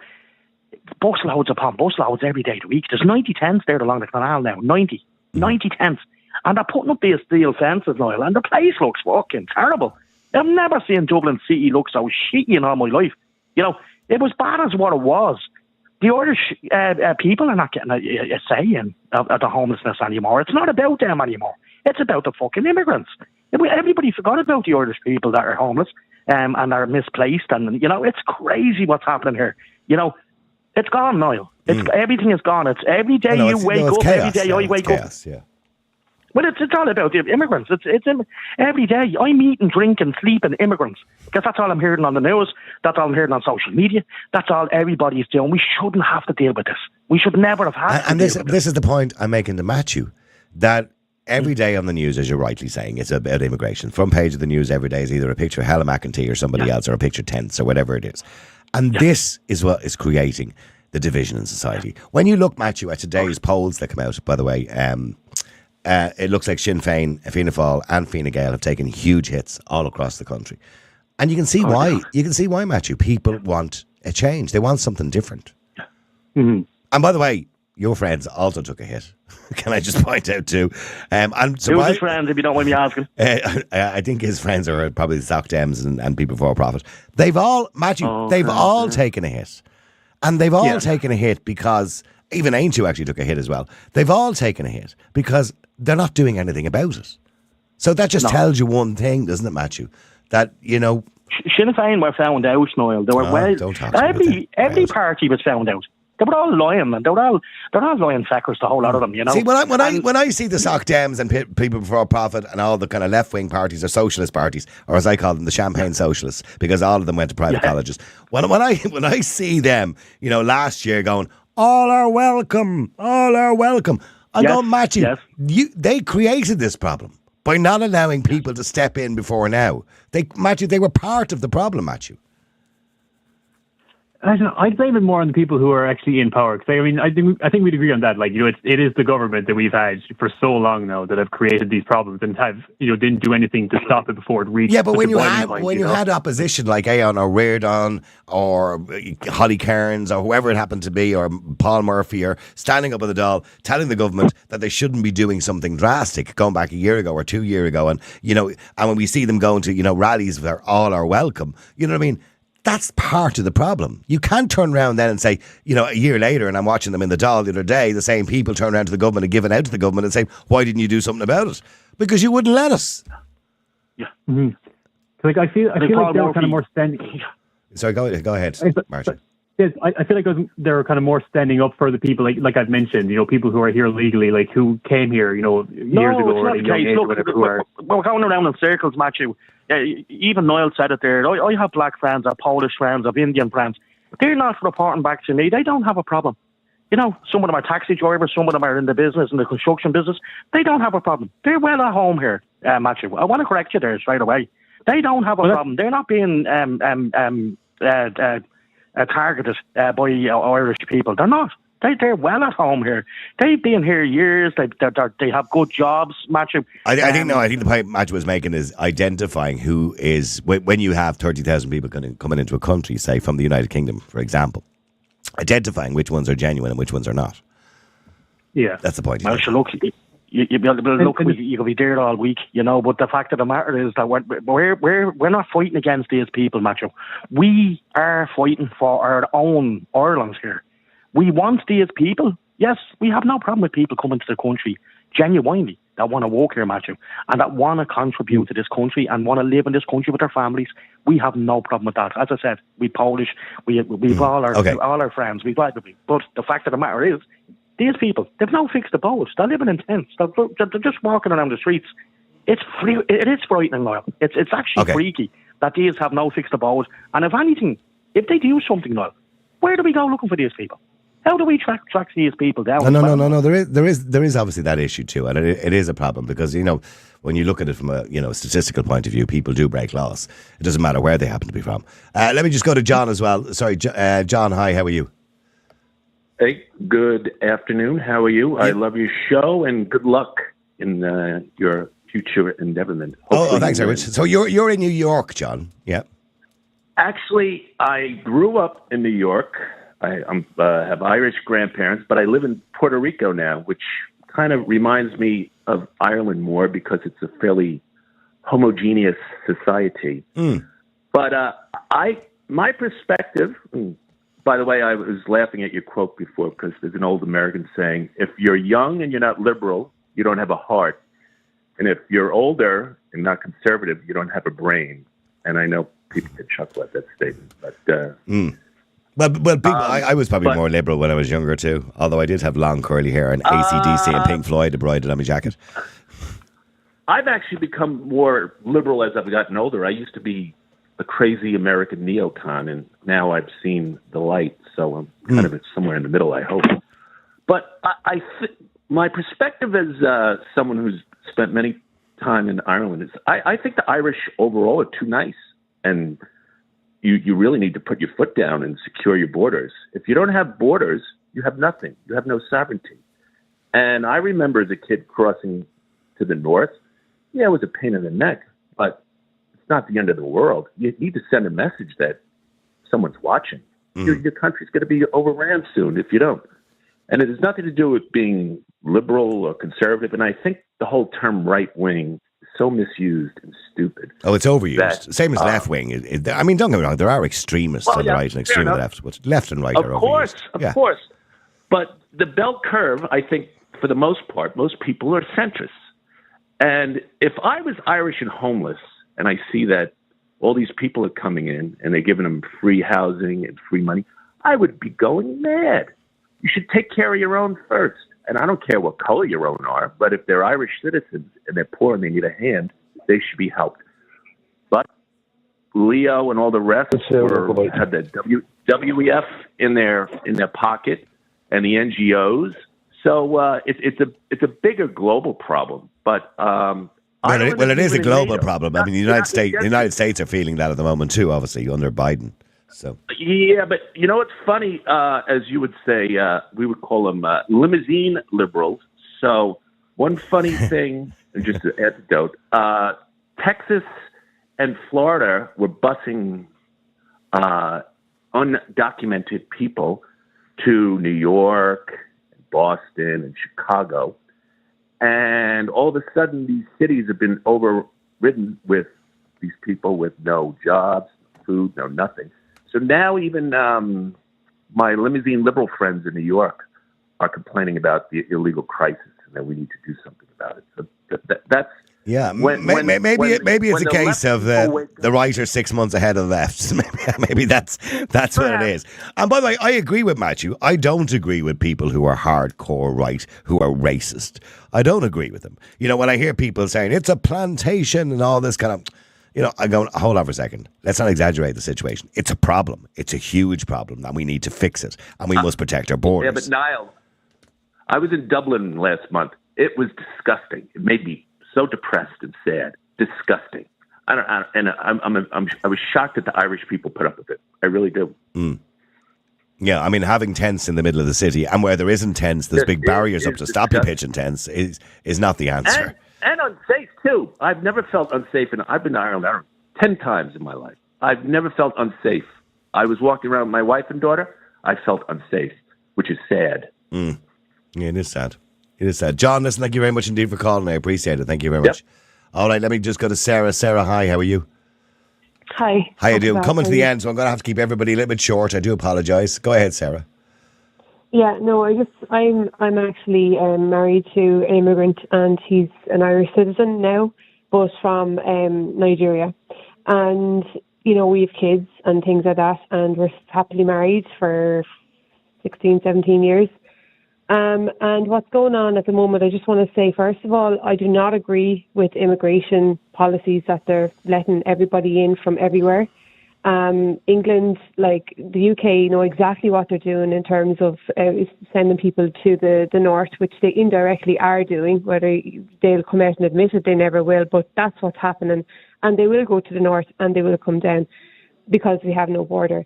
But the third thing I want to say is, you know, the policies, and I said this to a Sinn Féin candidate as well, and he had nothing to say to me, to my face. When I walk the street with my kids, my biracial kids, I am actually feeling for the first time in the last couple of years, like this tension that is hard to explain. And it's coming from the Irish people now, whereas it used to be kind of like a nod from the foreigners, you know, but now it's coming from the Irish, and it's just this tension is the best way I can explain it. And I am feeling uneasy. I'm starting to feel very uneasy now. Who do you blame? And that's a horrible way for you to feel with your own children in your own country, by the way.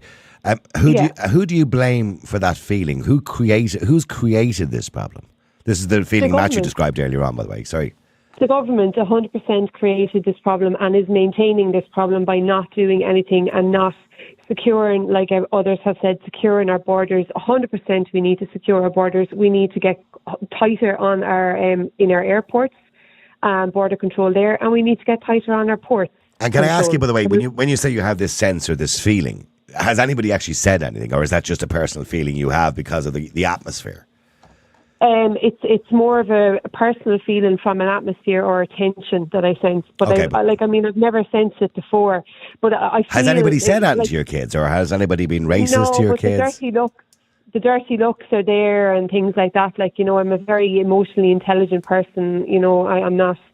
I'm not making this up from nowhere. No, I'm not suggesting you are for a minute. Yeah, and it's bubbling. It's simmering. I agree with you. There is a tension. There's a massive tension. And I do agree with Matthew on that point, that I do believe that people, just because of the colour of their skin, maybe feel this kind of atmosphere at the moment in the country that everybody is anti, people who might be brown, for example, or from different cultures or whatever it happens to be.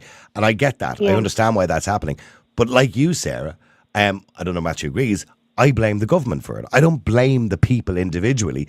I think the government have created this problem and this intolerance that people have because they look at everybody through one kind of microscope. The government have created that division in society. Yeah, they have 100% created it, but it's not good enough to just be talking about it anymore. Real action, like some other person said there, real action needs to be taken because this is already out of hand, and I can only fear what will happen in 10, 20 years' time, especially when the UK starts sending over everybody or lets everybody come into the north and come down. It's a really, really serious issue. Well, it is, because you've they believe between 700,000 and 1.2 million illegal asylum seekers in Britain currently at this moment in time. And they're not asylum seekers. They're economic migrants. They are many are, yes. Asylum seekers. The majority are. Yeah, so we need to get tighter on who's making the decisions. We need to name and shame people. Who is making the decision between someone coming in off a plane with no documentation and letting them through? Who are making these decisions?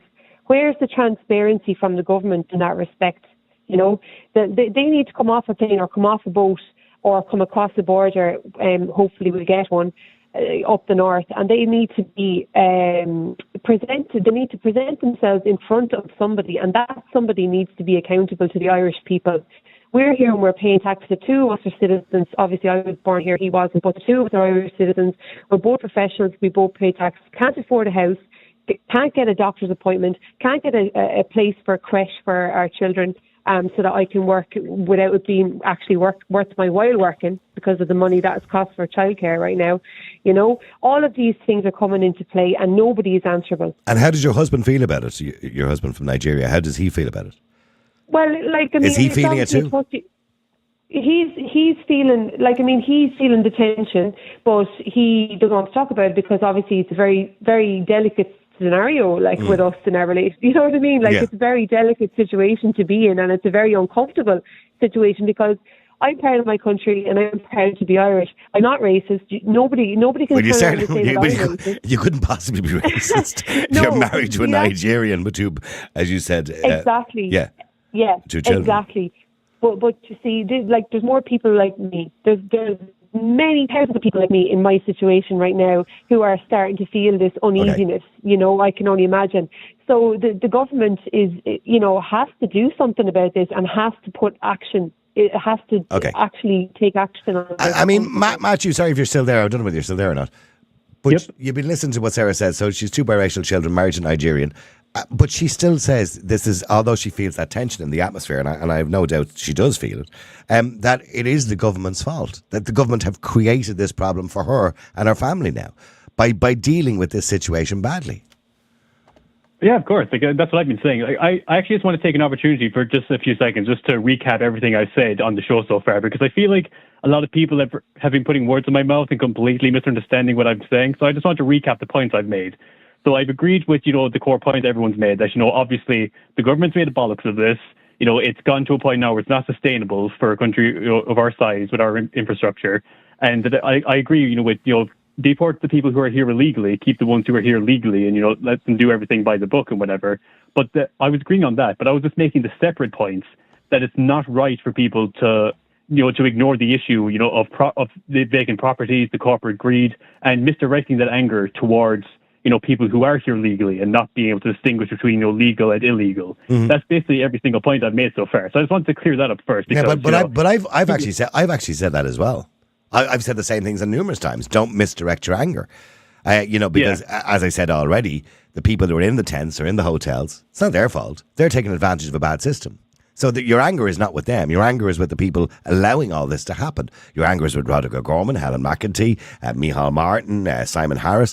That's where your anger should be, with the Irish government. And your anger should be in a polling station.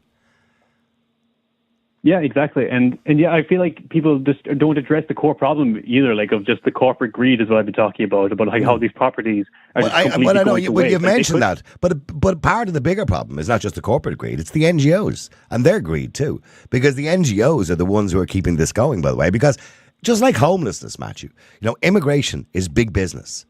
And we talked to Breitbart News recently, Neil Monroe, we spoke to him on the air, and he talked about the millions that's being made. And currently in Europe, there's more money being made on illegal immigration than there is on illegal drugs. So immigration is big business. There's hotel owners in Ireland, catering companies in Ireland, bus companies in Ireland, companies that are looking after tents, selling tents, whatever it is. We're making millionaires out of them. I mean, can I just come in there for a second about that point? Sorry, Niall. The tourist industry is going to be destroyed, is already being destroyed, not just because they're all in the hotels and taking up space and driving up prices in that regard, right? But because the people come to Ireland to see Ireland and the Irish and our culture. If this continues at the rate that it is now, our language and our culture and everything is going to be diluted and diminished down. So why are the big boys in the industry of tourism and all that, why are they letting this happen? Well, I did speak about that on a broader sense yesterday, that because the Irish birth rate is so low at 1.7, which is below population replacement rate, that we need to encourage the family and we need to promote the family in Ireland and we need to help, for example, people with childcare costs, all that kind of stuff. How can people have kids? I have 3 kids. How can people have kids and be encouraged to have a family and have kids when we're both expected to go out and work and there's no childcare and there's no places and it's too expensive? And there's nowhere to live, as Matthew rightly pointed out. If you're a young couple with your girlfriend or boyfriend or whatever it happens to be and you want to have a couple of kids, all you can afford is a 1-bedroom apartment, which is kind of pointless. Sarah, listen, thank you for that. I got to go to Jason and Brendan as well, and I think that's about wraps it up for today. Stay there. Jason, hi. Afternoon, Niall. How are you? Sorry for keeping everybody. Go on, we've gone well over time now. I thought we'd finish this at 10 past, but go on. Right, number one, we have to protect our own borders. Our security services ain't going to do it. Our guards ain't going to do it. Our army ain't going to do it. It's time the Irish people done it, Niall. What are you going to do? What are you suggesting? We all go up there and stand there with a human chain across it? Well, what are we going to do? Just let our country be overrun? Is that the option? And as for blaming the English are doing nothing wrong. The English ain't part of Europe anymore, like we shouldn't be. I mean, the English won't send them back to France because they're not allowed. But guess what? We're not standing up for ourselves. Our government ain't standing up for ourselves. So they're just letting them, this stupid Paddy down there, he's not going to stand up. I told you a year or two ago, Niall, didn't I? We lost our backbone. We lost the fight in Irish thing. And it's all because people think they have money now and think they're better. And nobody wants to upset the apple cart. Well, I'm telling you now, Niall, and I said it to Lorraine, if this government get back in the next general election in this country, I'm giving up work in this country. I'll never pay another penny tax in this country. I'll take everything I can into the hand and I'll screw every penny I can out of the government, because if they're going to squander all my taxes that I've been paying in for what now? 48 now. Jesus, 30 odd years I'm paying taxes, yeah? I'm not giving them another penny for this. They seem to have no qualms in throwing millions and billions at this illegal people trafficking corporation that they've made for themselves in Europe. Because this is what it's like, Niall. It's like one of the biggest illegal people trafficking rings in the world. They're just shipping bodies and just get in there, milk the system. And Niall, they're not bringing much. Have you seen the videos coming out now of our own lads in towns being threatened with knives by these fellas? And nobody's standing up for them. I mean, our kids are being escorted to school, some schools, by bangers. Now, the Garda Síochána have denied that, by the way, but mind you, the video was I don't know, the video, I've seen the video. It's bizarre that the guards are denying it. There's a video clearly there. The guards are saying they were only escorting them through busy junctions. I cannot remember the last time I've ever seen Garda Síochána escorting children to busy junctions. So they escorted them past the tents. That seems to be the case. So there you go, Niall. They're blatantly just lying to us and just thinking, so these are stupid. Okay.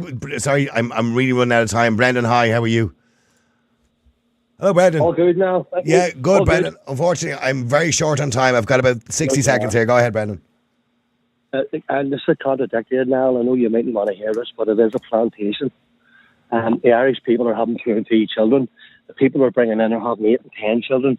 And that's if you only have one wife. But that's not by design. That's not something by design. That's just because culturally, people from other countries have more children than we do. On that cultural, move, the Irish are going to be outbred on their own island, and it's a shame that people are sitting back. And can I ask you a question, by the way, because I detect obviously your Northern action. You're from Belfast, I assume.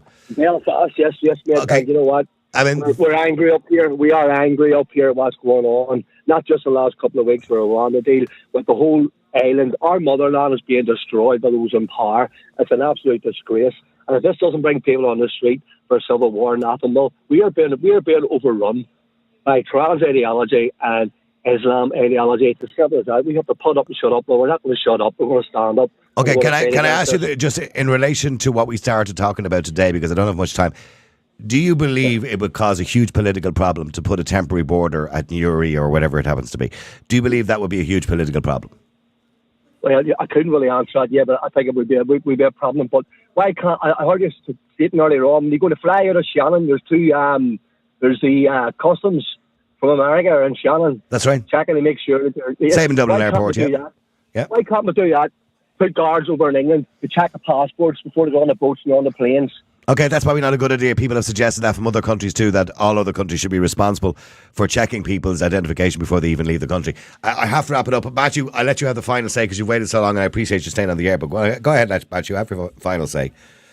Yeah, I just wanted to clarify again just the point I was making. I was never disagreeing that, we're letting too many people in. Cause I just saw there that on the live thread, there is Ciara Connolly on Twitter seems to think that I said we should let everybody in.